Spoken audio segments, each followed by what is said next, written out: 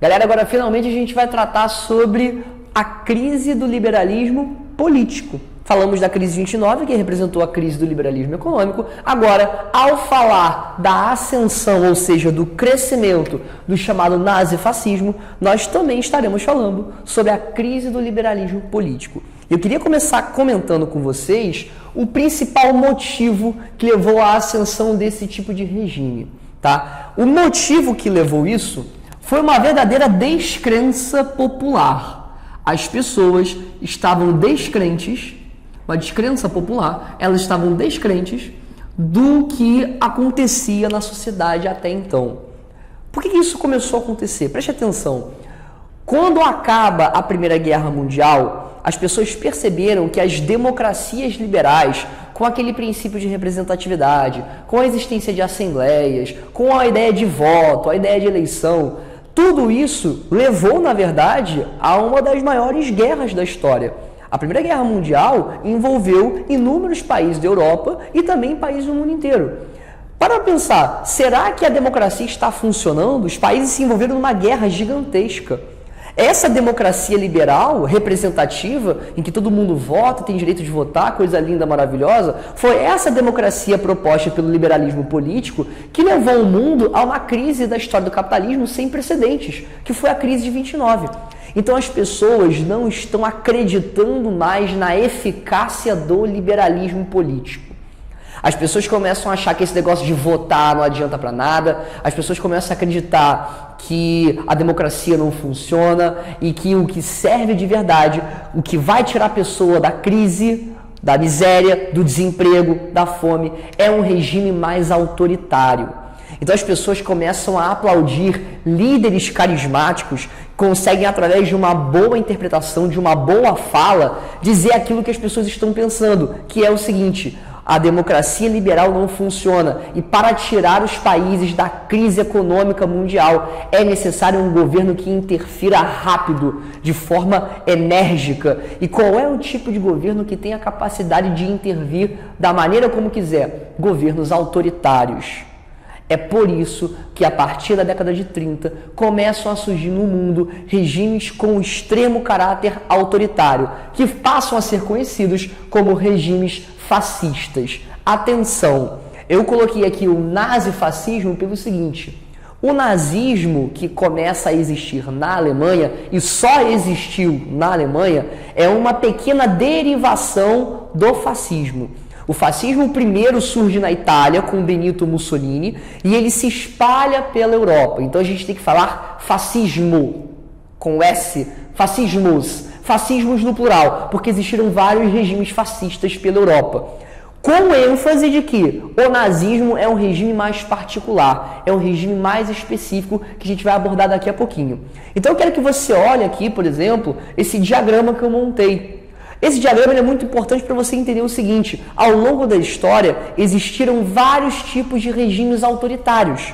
Por exemplo, existiram as monarquias absolutistas, aquela que a gente comentou no início desse módulo, em que o rei tinha o poder todo nas suas mãos. Gente, se uma única pessoa tem o poder todo nas suas mãos, é óbvio que esse tipo de regime é autoritário. O cara faz o que ele quiser, não tenha dúvida disso. Assim como também ditaduras republicanas, como que foi aqui no Brasil, como foi no Chile, na Argentina. As ditaduras latino-americanas também eram regimes extremamente autoritários, em que o líder se impõe sobre a população, em que você não tem liberdades.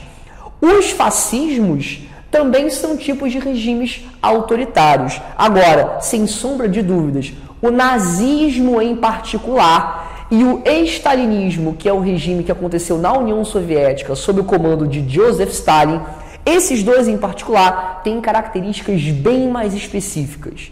Esses dois regimes que eu mencionei, tanto o nazismo quanto o stalinismo, são conhecidos como regimes totalitários. Atenção a esse conceito que é fundamental. Olha só que frase que vai dificultar a sua cabeça. Todo regime totalitário é autoritário. Porém, nem todo regime autoritário é totalitário. E dá para perceber isso pelo diagrama. Por exemplo, uma monarquia absolutista, ela é autoritária? Sim, não tenha dúvida. Mas ela não se enquadra dentro do conceito de totalitarismo. Agora, todos aqueles regimes que são totalitários, por exemplo, o nazismo e o stalinismo, eles, por tabela, também são autoritários. Tá bom, Lucas, agora eu quero saber o que é esse tal de totalitarismo. Eu já sei que uma característica do totalitarismo, vou colocar aqui então, vou começar a enumerar com vocês características. Eu já sei então que uma característica de um regime totalitário é o autoritarismo. Isso já dá para perceber. Sim, todo regime totalitário é autoritário. Tudo bem? Agora, ele vai além. O autoritarismo desse totalitarismo, ele vai além do convencional. E como é que a gente consegue perceber isso? Através de um intenso controle social. Sem sombra de dúvidas, um regime totalitário, ele leva a ideia do controle ao máximo. Um Estado totalitário, ele quer dominar a totalidade da sociedade. Ele quer estar onipresente, ele quer estar 100% do tempo vigiando você. A gente pode falar que isso aqui também se transforma em uma vigilância constante. E aqui, gente, eu vou trazer algo que eu tenho certeza que vai ajudar você a entender. Sabe o tal do Big Brother? O Big Brother, ou também chamado de Grande Irmão, ele surge de um livro de um homem chamado George Orwell. Um livro que o nome do livro é 1984. Ele conta ali uma sociedade distópica, futurística, em que o Estado controla 100% da sua vida. O Estado quer saber o que você faz, o que você deixa de fazer, aonde você está, aonde você não está. É uma vigilância constante. Inclusive, isso deu origem a um programa, Big Brother. O que é o Big Brother? É um conjunto de pessoas numa casa, e essa casa ela é vigiada 24 horas por dia. É uma vigilância constante. Quando o Estado se propõe a vigiar 100% da sua vida, ou seja, a sua vida pública e também a sua vida privada, a gente está falando de um Estado que se propõe a ser totalitário. Então o Estado, ele pode interferir na sua vida pessoal, ele pode ir atrás de você dentro de casa. Ah, Lucas, mas as ditaduras no geral elas são assim. Sim, mas no caso dos regimes totalitários, o controle é tão intenso que muitas vezes os ideais defendidos pelo Estado passam a ser impostos na sua cabeça. O nazismo, por exemplo, ele tinha a ideia de que a raça ariana era superior. A gente vai falar isso melhor no próximo vídeo. Mas era uma defesa dos nazistas. A raça ariana, a raça pura ariana, ela é superior a todas as outras. E isso era imposto goela abaixo todos os dias através de uma intensa propaganda. A propaganda política... Não, Lucas, você não sabe escrever. Propaganda. A intensa propaganda política que o nazismo fazia era algo diário, que massificava o conceito do arianismo. Até a pessoa ser martelada na cabeça 24 horas por dia, que ela tinha que defender aqueles valores também. Então é essa vigilância que o totalitarismo propõe. É essa constância em controle social que o totalitarismo quer fazer. Ele quer vigiar a sua vida 24 horas por dia. Tanto a sua vida pública quanto a sua vida privada, fazendo uma forte propaganda. Isso é o totalitarismo.